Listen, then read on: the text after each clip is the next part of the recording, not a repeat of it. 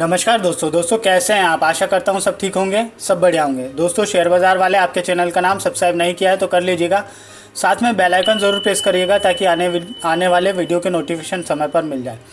आज जो stock consider करने जा रहे हैं GMDC लिमिटेड, ठीक है। क्या खास है, क्या चार्ट दिख रहा है, उसको डिस्कस करेंगे वन बाय वन। तो सबसे पहले वीडियो को लाइक कर दो भैया, ठीक है ना। और आपने देखा होगा अभी जब से हमने ये वाला चार्ट का फंडा वाला जो सीरीज़ है वो स्टार्ट की है, आई थिंक मुझे लगता है कि अगर आप भी लोग भी वीडियो देख रहे होंगे और पूरा वीडियो देख रहे होंगे, सारा कुछ समझ में आ रहा होगा, पहली बात तो। दूसरी बात है कि परफॉर्मेंस भी अच्छा खासा अपने को मिल रहा है, ठीक है ना। तो एनालिसिस ठीक करो, सही समय पे करो, सब बढ़िया होता है, ठीक है। चलो शुरुआत करते हैं। इस स्टॉक को ना हमने चार्ट ऑफ द वीक में बहुत साल पहले कंसिडर किया था, मतलब 1 साल पहले के आसपास, करीब अक्टूबर मंथ में। डेट आई थिंक मुझे एकदम कंफर्म नहीं है, लेकिन फिर भी उस वीडियो को आप देखिएगा, मैं उसको एंड स्क्रीन पर डाल दूंगा तो ज़रूर देखिएगा। आई बटन पर भी अवेलेबल है ऊपर, ठीक है। तो यहाँ पर जो है उसके उस समय भाव 70 से 75 रुपये के आसपास हुआ करते थे, ठीक है। उसके बाद इस स्टॉक ने जो हाई लगाया वो करीब हाई लगाया, यहाँ पे आप देखोगे ये हुआ 228 रुपये का। मतलब अगर 75 रुपये का कोई स्टॉक है और वो 228 रुपये हाई लगा दे तो फिर तो एनालिसिस को तो देखना चाहिए ना। चलो अब क्या है कि देखो, हाई की हमने बात कर ली। यहाँ पर 228 रुपये का हाई लगाया इसने, और इसने पहला लो लगाया यहाँ पर जो दिखा हमको 122 रुपये 60 पैसे का। फिर दूसरा इसने लो लगाया करीब 121 रुपये 05 पैसे, ठीक है। मतलब इसको डबल बॉटम कह सकते हो, ठीक है ना।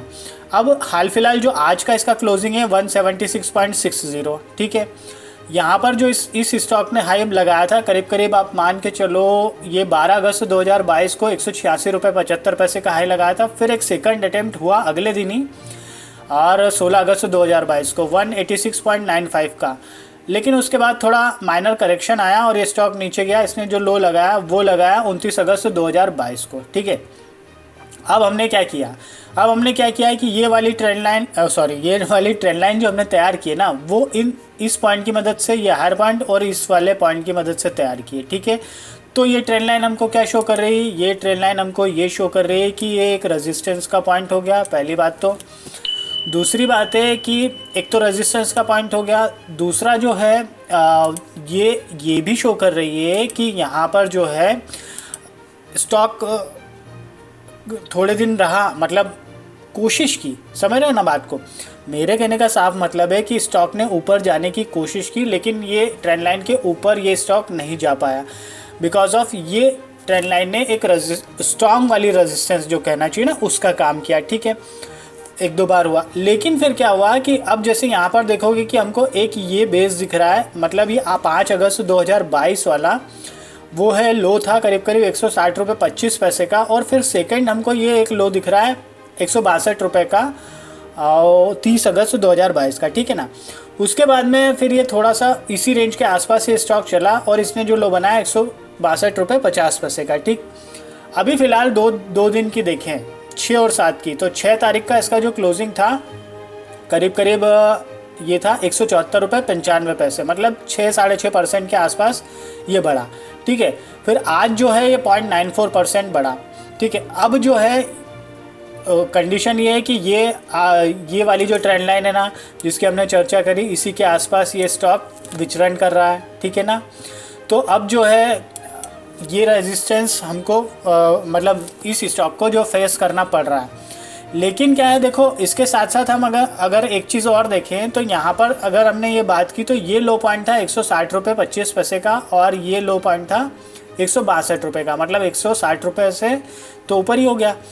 तो इसका मतलब ये है कि ये स्टॉक जो है कंटिन्यूस, मतलब ये मान के चलिए इस स्टॉक में स्ट्रेंथ तो है ना। कुल मिलाकर कहने का तात्पर्य ये है कि इस स्टॉक में स्ट्रेंथ तो है, ठीक है।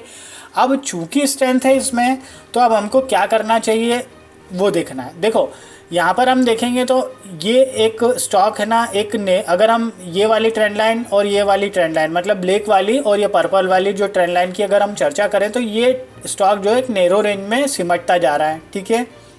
हमको साफ तौर पर दिख रहा है। अब जो है मुझे लगता है कि इस नैरो रेंज का एक ब्रेकआउट होना चाहिए, शायद इसी हफ्ते होना चाहिए, एक आध दिन में, और ये स्टॉक अच्छा खासा हमको परफॉर्मेंस देना चाहिए बिकॉज ऑफ इसमें अब वॉल्यूम भी आने लगेंगे, ऐसा लग रहा है चार्ट का पैटर्न देख के। तो दूसरा है, ये एक चर्चित पैटर्न भी है जिसको कप विथ हैंडल पैटर्न कहते हैं, वो भी आप देख लीजिएगा, ठीक है ना। फिर तीसरा इसमें एक चीज़ और इम्पॉर्टेंट दिख रही है, यहाँ पर आप MACD को ध्यान से देखोगे तो MACD का बुलिश क्रॉसओवर होने वाला है। मतलब ब्रेकआउट से पहले हमको आइडेंटिफाई करना है कि यार भैया इसमें जो है चाल आ सकती है या इसमें उछाल आ सकता है, इसमें बढ़ोतरी हो सकती है, तो यहाँ पर विशेष तौर पर ध्यान देना चाहिए, ठीक है ना। जैसे हमारे पहले वाले स्टॉक थे, हमने ब्रेकआउट के पहले एक आध दिन पहले ही हमने कंसिडर कर लिया और फिर बाद में जो है ब्रेकआउट देखने को मिला तो गेन तो होगा ही भाई वो। फिर बाद में क्या सारे लोग जागते हैं, उससे पहले क्या अपन अपना होमवर्क करके रख लो, आप लोग भी थोड़ा सा उसको एनालिसिस कर लो जो सारा ये है, तो अपने को क्या है कि अच्छा खासा गेन मिले, ठीक है। अब इसमें अगर वॉल्यूम का ट्रेंड देखें तो देखो यहाँ पर अगर हम वॉल्यूम का बार देखें कब 12 अगस्त 2022 को, वो अपने आप में स्ट्रॉन्ग और सबसे बड़ा बार दिख रहा है। उसके बाद में यहाँ पर एक थोड़ा छोटा है लेकिन है स्ट्रॉन्गनेस यहाँ पर कब, 19 अगस्त को। पिछले अगर हम यहाँ से देखें ना, यहाँ से आप देखोगे करीब करीब 1 सितंबर से, मतलब इस मंथ से की शुरुआत से ही इस स्टॉक में थोड़ा सा कुछ हलचल सी दिख रही है पॉजिटिव साइड में। देखो कैसे, अगर हम 3 और 2 5 ट्रेंडिंग सेशन है हमारे पास अभी इस महीने के ना 1 तारीख से, ठीक है, बीच में 2 दिन की छुट्टी हो गई तो 5 ही हो गए। तो 5 में से जो है 2 हमको नेगेटिव साइड में जो वॉल्यूम के बाहर दिख रहे हैं, बाकी जो है 3 हमको पॉजिटिव दिख रहे हैं, वो अपने आप में एक इम्पॉर्टेंट है। कैंडल के जो साइज़ हैं वो भी बढ़ते हुए दिख रहे हैं, वो भी अपने आप में इम्पॉर्टेंट है। तो ये 2 तरह के फॉर्मेशन जो है अपने आप में बहुत इम्पॉर्टेंट है। यहाँ पर प्राइस वॉल्यूम का जो एक्शन होगा और ये स्टॉक मज़ा ला देगा सच में, ठीक है ना। तो अब यहाँ पर जो है अगर बहुत शॉर्ट टर्म की बात करें तो 186 के टारगेट को हम लेकर चल सकते हैं बहुत शॉर्ट टर्म की, और थोड़ा सा लंबा नज़रिया रखें ना तो फिर यहाँ पर जो है जो इसका हाई था उसी के हमको टारगेट लेकर चलना चाहिए, 228.95 मतलब 228 रुपये के आसपास का टारगेट लेकर चलना चाहिए, इतना हमको करना है, ठीक है ना। अब इसमें क्या है कि जैसे अगर मान लो 100 एक मतलब मेरी स्ट्रेटेजी रहती है, मैं क्या करता हूँ जैसे 100 स्टॉक रहते हैं मान लो, फॉर एग्जांपल के लिए बोल रहा हूँ, तो क्या करेंगे कि यहाँ पर जो है 25-30 निकाल देंगे ताकि थोड़ा सा पैसा फ्री हो जाए, तो दूसरे स्टॉक में डालने के काम आएगा, ठीक है ना।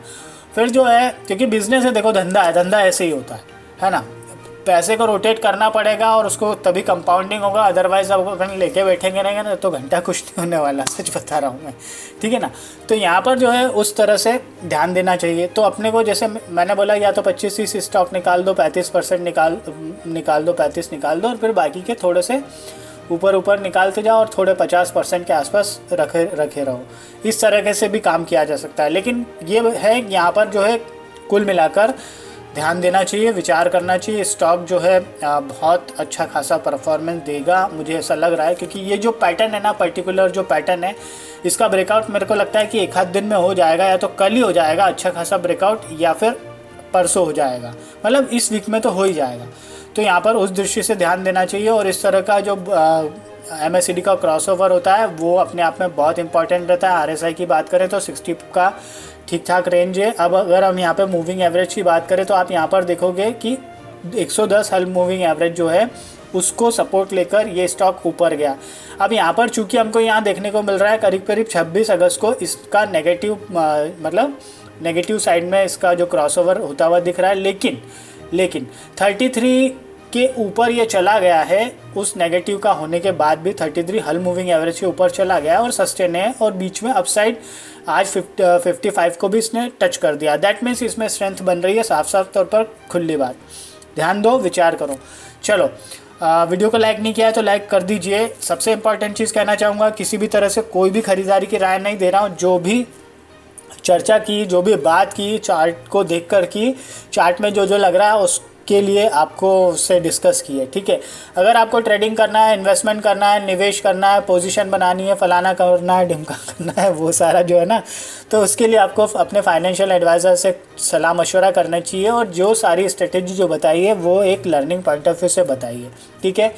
चलो वीडियो को विराम देते हैं, मिलते हैं नेक्स्ट वीडियो में। तब तक के लिए थैंक यू, धन्यवाद, खुश रहिए, जय माता दी।